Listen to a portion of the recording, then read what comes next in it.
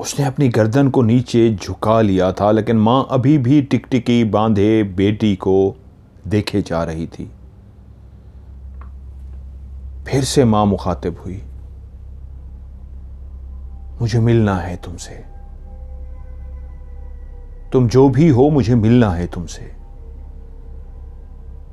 मुझे देखना है तुमको। तो वो आगे से फिर से बोला,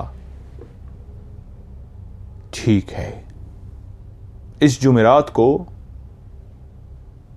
दिया जला कर रखना, घर में और कोई भी ना हो, खुशबू अगरबत्तियों की जला कर रखना, दिया जला कर रखना, हम आएंगे, हम मिलने आएंगे। और हां, तुम्हारी एक ही बेटी है ना जो हमें पसंद आ गई है, तो तुम्हारे यहां एक और औलाद होगी, तुम्हारा बेटा। और उसके बाद फिर से उसने अपनी गर्दन नीचे झुका ली। अब मां के पास सवाल करने को कुछ नहीं बचा था, वो क्या पूछे, क्योंकि मां ने मिलने के लिए कह दिया था और उसने मिलने का बता दिया था कि वो जुमेरात को मिलने के लिए आएगा।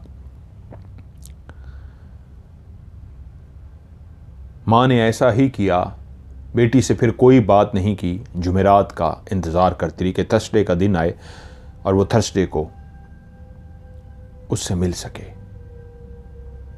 थर्सडे वाले दिन वो पहले ही एहतमाम कर चुकी थी कि अपने शोहर को भेज दे ताकि शोहर से किसी बात का जिक्र ना करे और शोहर रात को लेट आए। उसने जो आने का कहा था मगरिब के टाइम का। शमा की मां ने घर के उस कमरे को अगरबत्तियां से इस तरह मुअत्तर कर दिया कि हर तरफ अगरबत्तियों की खुशबू फैल गई।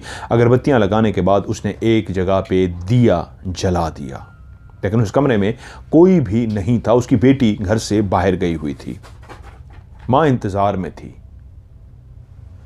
कि जैसे ही मगरिब का टाइम हुआ, घर का दरवाजा खुला और बेटी घर के अंदर दाखिल हुई। वो इस अंदाज में चल रही थी कि उसके चलने का अंदाज बताता था कि बेटी के अंदर हाजिरी हो चुकी है। उसकी चाल ढाल आम रूटीन से हट के है। जिस तरह वो चलती है, कूदती है, दौड़ती है, फिरती है, उस तरह नहीं थी। वो एक बिल्कुल रोबोट की तरह, जिस तरह रोबोट चलता है, इस तरह चलती हुई सीधी कमरे में चली गई। और मां बाहर बैठी इंतजार कर रही थी कि मैं कब अंदर जाऊं, अंदर क्या होगा, अंदर कौन होगा जिसने मुझसे मिलने के लिए कहा है। थोड़ी देर के बाद, तकरीबन 5-7 मिनट गुजर गए तो मां अपनी जगह से उठी और अंदर चली गई। जैसे ही वो अंदर दरवाजे से दाखिल हुई तो अंदर कमरे के अंदर अंधेरा था, सिवाय एक चिराग के, एक दिए के जो जल रहा था, जिसकी रोशनी से उस कमरे के अंदर नजर आ रहा था बेटी एक चारपाई पे बैठी हुई थी। उसने अपने बाल खोल रखे थे और सारे बाल चेहरे के आगे फैला रखे थे। मां जहां एक रिश्ते में मां थी, वहां उसके अंदर भी एक दिल था जो बेटी के लिए धड़कता था। वहीं एक नेचुरल सी बात है, खौफ भी होता है, तो वो काम भी रही थी कि तभी बेटी के अंदर से एक आवाज आई, आ जाओ, अंदर आ जाओ। ये बेटी की आवाज नहीं थी, ये वही था जिससे मां पहली दफा भी मुखातिब हो चुकी थी। मां पहला कदम अंदर रखा, दूसरा कदम अंदर रखा, तीसरा कदम अंदर रखा। जैसे ही रखा तो उसी टाइम दिया खुद ब खुद बुझ गया। कमरे के अंदर घुप अंधेरा छा गया। मां डर सी गई। तो बेटी की आवाज में फिर से वो बोला, अगर देखना है तो क्या मैं इस दिए को जला दूं? तुम मुझे मिलने के लिए तैयार हो? क्या तुम डरोगी नहीं? तो उसकी दिल की धड़कन बहुत तेज हो चुकी थी मां की। मां इससे पहले कुछ बोलती, उसकी आवाज लड़खड़ा रही थी। तो कमरे के अंदर एक कहका सुनाई दिया। जहां पे घुप अंधेरा हो चुका था वहीं पे कहका सुनाई दिया, अच्छा ठीक है, मैं अपने असली रूप में नहीं आता, मैं रूप बदल कर आता हूं। मैं जान चुका हूं तुम बहुत डर गई हो, बहुत खौफजदा हो। ओके, मैं दूसरे रूप में आता हूं। और उसी लम्हे कमरे के अंदर दिया खुद ब खुद जल गया।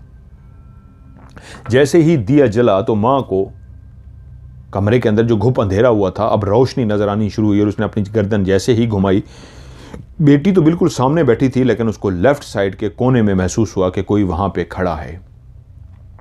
और माँ ने जैसे ही अपनी गर्दन को घुमाया और लेफ्ट साइड के कोने में देखा तो वाकई वहाँ पे एक नौजवान लड़का खड़ा हुआ था, जिसका चेहरा, जिसका पूरा वजूद और वजूद पे पहने हुए शलवार कभी सफ़ेद कलर के थे, और इस अंदाज का सफ़ेद कलर था कि जैसे बाकायदा ये लाइट से बने हुए कपड़े हों, ये लाइट से बना हुआ वजूद हो, ट्यूब लाइट जल रही हो, बल्ब जल रही हो उसके जिस्म से बाकायदा, जिससे रोशनी निकल रही थी।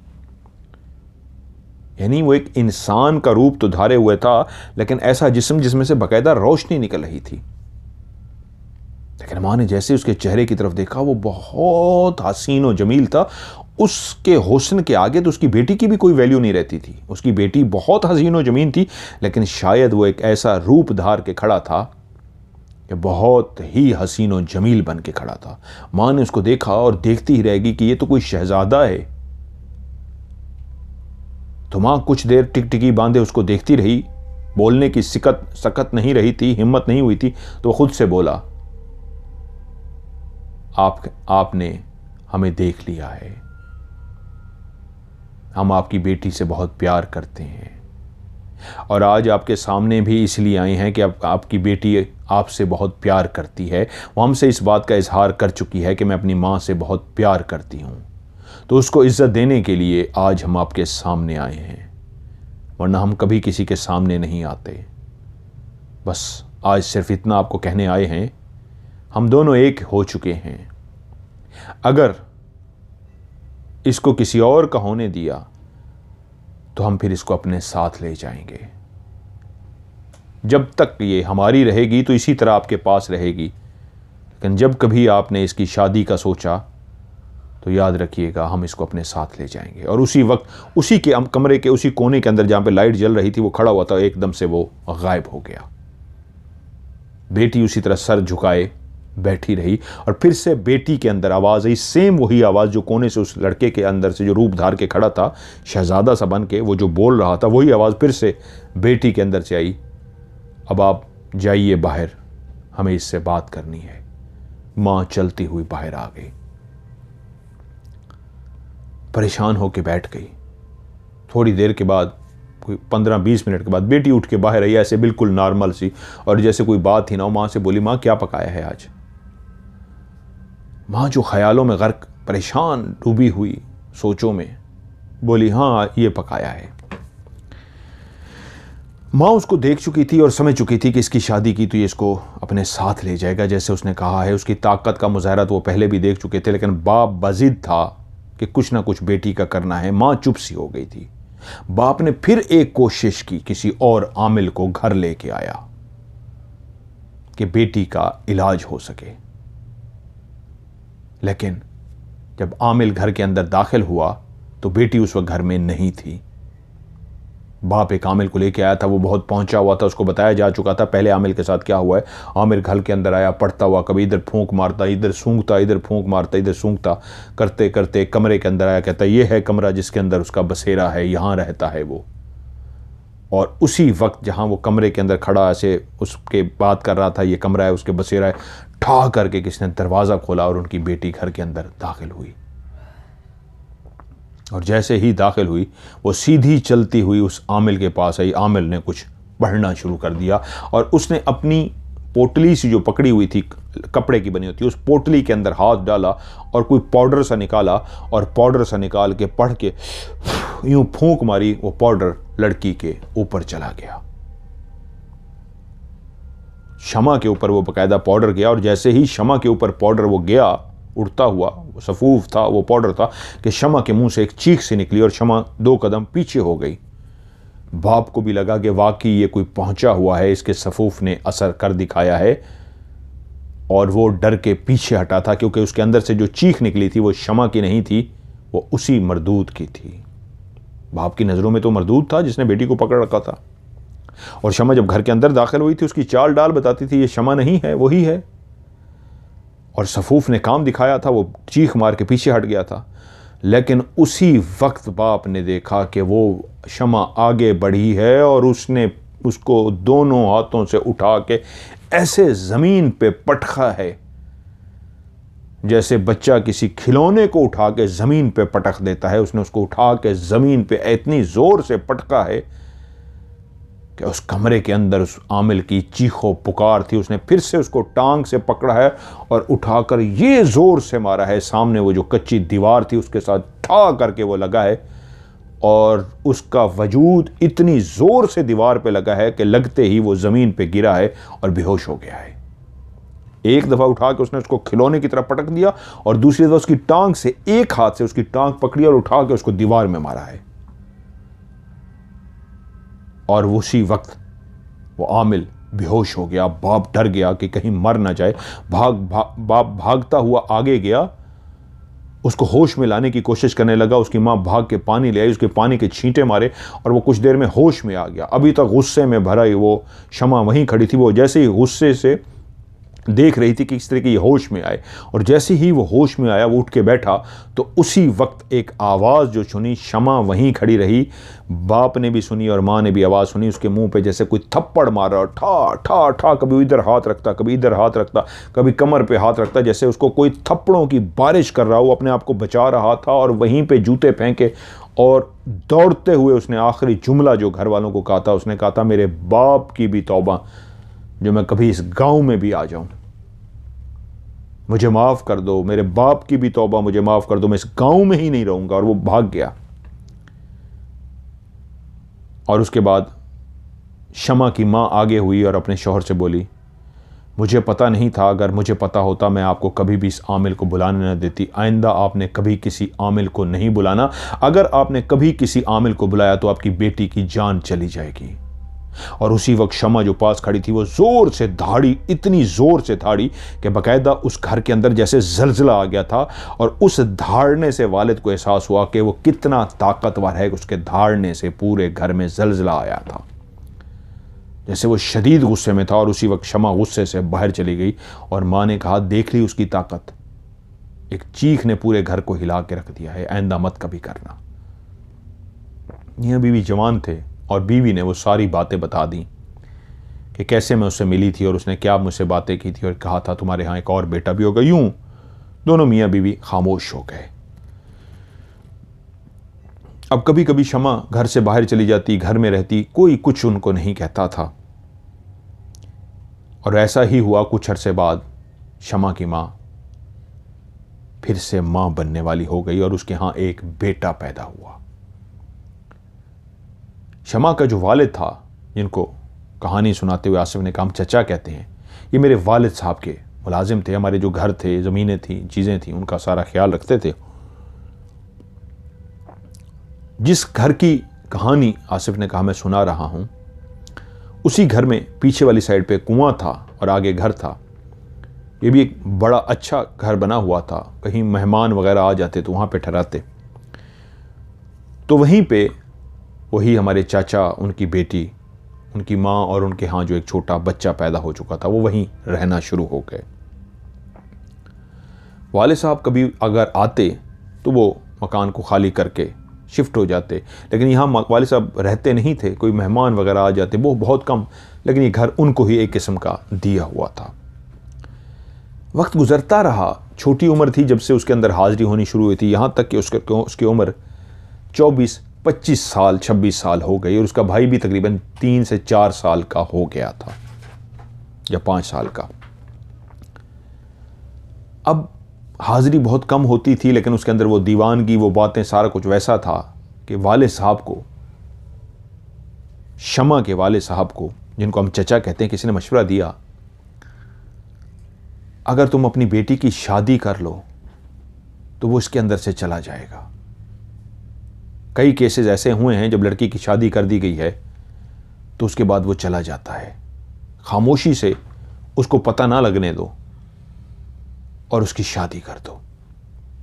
चचा ने कहा, बेटी की हालत ऐसी है, मैं शादी के लिए अगर किसी को कहूँगा भी सही तो कौन शादी करेगा। तो वो एक नेक शख्स थे जो बात कर रहे थे। उन्होंने कहा, अगर तुम्हें बुरा ना गुजरे तो मैं अपने बेटे के लिए रिश्ता मांगता हूँ, मुझे कोई मसला नहीं है। मैं खुद एक नमाज कुरान पढ़ने वाला बंदा हूँ, मैं खुद दम करने वाला बंदा हूँ, परेशान मत हो, मैं अपने बेटे के लिए रिश्ता मांगता हूँ। यूँ दोनों ने रिश्ता तय कर लिया और एक डेट रखी कि फ़लाँ डेट को हम देखने के लिए आएंगे, सरसरी मिलने के लिए आएंगे, लड़की को पता ना लगे, हम वहां पे आके बैठेंगे, गपशप करेंगे, बच्ची देख भी लेंगे, लेकिन इस तरह नहीं करना घर के अंदर के पता लगे शादी हो रही है। शौहर ने, चचा ने अपनी बीवी को बता दिया कि ऐसा होने जा रहा है। बीवी ने कहा आप गलत कर रहे हैं, आपको ऐसा नहीं करना चाहिए। उसने कहा और हल भी नहीं है, क्या बेटी सारी जिंदगी ऐसी रहेगी? बाप था। मियां बीवी में काफी तकरार हुई, लेकिन खामोशी छा गई। और वो दिन आ पहुंचा जिस दिन उन्होंने देखने के लिए आना था। मां ने खाने वगैरह बनाए और बेटी को कुछ भी नहीं बताया। उसी घर के अंदर वो लोग रह रहे थे जिसके एक साइड पे दरवाज़ा था, यानी मैंने जिस तरह घर का नक्शा बताया वो कहते हैं दरवाजे से दाखिल होते ही आगे बड़ा सा सहन था, आगे कमरे थे, राइट साइड पे वॉशरूम थे और एक दीवार थी। उस दीवार के अंदर एक दरवाज़ा था जो कुएं वाली साइड को जाता था। उस दिन वो एक बहुत बड़ा खुला प्लाट था, उसके अंदर एक कमरा भी बना हुआ था, छत भी बनी हुई थी, वहाँ पे एक कुआं भी था। तो उस दिन वो अपने भाई के साथ, 4-5 साल के भाई के साथ वहीं पे खेल रही थी, खेलती रहती थी, भाई था उसका। ये लोग देखने के लिए आए और आके बैठे। मियाँ बीवी ने बड़ा अच्छा इस्तकबाल किया, उन्होंने खाना शाने का एहतमाम किया हुआ था। वो बेटी को बुलाया, और तुम भी खाना खाओ। तो उसको 2-3 दफ़ा माँ ने आवाज़ें दी तो शमा आई और आके जैसे ही उस लड़के को और उसके बाप को देखा तो कुछ देर खड़ी होकर देखती रही और इस अंदाज में देखती रही जैसे उसको गुस्सा आ रहा हो। उसके अंदर कोई बदलाव नहीं आया था, लेकिन उसकी अपनी आंखें पलकें झपकाए बगैर टिकटिकी बांधे गुस्से से देखती रही और उसके बाद चुप करके वापस चली गई, क्योंकि भाई वहीं पे खेल रहा था। और थोड़ी ही देर के बाद वो जब खाना खाना शुरू हो गए, मेहमान बैठे हुए, तो एक ऐसी आवाज़ आई जिस तरह वो जैसे ही वापस जा रही थी, गुस्से से माँ का दिल दहल रहा था कि मामला गड़बड़ हो गया है, इसको पता लग गया है।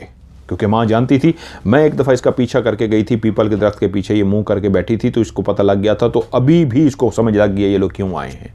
माँ होती है। माँ ये जैसे ही गई, माँ उठी और इसके पीछे चल पड़ी और ये दरवाज़ा खोल के अंदर जैसे ही गई, पीछे माँ भी पहुँच गई। माँ ने देखा, इसने अपने छोटे भाई को उठाकर कुएं के अंदर फेंक दिया। उसी वक्त माँ के मुंह से एक जोरदार चीख निकली। उसने उसके छोटे बेटे को कुएं में फेंक दिया था, अपने भाई को। और उसी वक्त मुड़ी, उसकी आंखें सफ़ेद हो चुकी थीं और उसने अपनी माँ को देखा और उसी वक्त उसके अंदर से बोला, मना किया था ना, इसको किसी और की मत करना, और तुम लोगों ने वो कर दिया जिसका मैं तुम्हें बार बार कह चुका था। ठीक है, फिर मैं इसको अपने साथ लेकर जा रहा हूं, ये कहा उसने, और उसी वक्त उस कुएं के अंदर छलांग मार दी। जैसे ही कुएं के अंदर छलांग मारी, ये पहले ही एक मां ने चीख मारी थी बेटे के, उसने जब बेटे को फेंका था और मां ने चीख मारी थी और इतनी देर में वो भागते हुए आए थे, और आखिरी जुमला जब वो बोल रही थी कि मैं इसको अपने साथ लेके जा रहा हूं, तब तक वो लोग भी पीछे पहुंच गए थे और उन्होंने उसी वक्त देखा कि उसने कुएं में छलांग मार दी। ये कुआं अब ऐसा था जिसमें पानी शानी तो था, पता नहीं सांप शाम थे, पुराना था, अब इस्तेमाल नहीं होता था। बेटा पहले ही गिर चुका था और उसने भी छलांग मार दी थी। तो मर्दों ने जितनी भाग दौड़ की उसको बचाने की, उसको निकालने की, लेकिन तब तक शमा और उसका भाई उस कुएं में मर चुके थे। वो जिन ज्यादा बात का पक्का निकला था, उसको इतना सिर्फ अंदाजा हुआ था कि ये रिश्ते को देखने के लिए आए हैं, और उसने मां को कह दिया था, मना किया था ना ऐसा मत करना, वरना मैं इसको अपने साथ ले जाऊंगा। और जैसे ही उसको अंदाजा हो गया था, उसने खुद भी शमा को मार दिया और उस छोटे भाई को भी उठा के अंदर फेंक दिया। उस घर में एक कोहराम मच चुका था। एक छोटा बेटा और उसकी बड़ी बहन मर चुके थे। घर के अंदर एक कयामत आ गई थी। मां रोती रही, चीखती रही कि बाप को बार बार कहती रही, मैंने तुम्हें कहा था ऐसा मत करो, वो ले जाएगा। आखिर वो मेरी बेटी को साथ ले गया।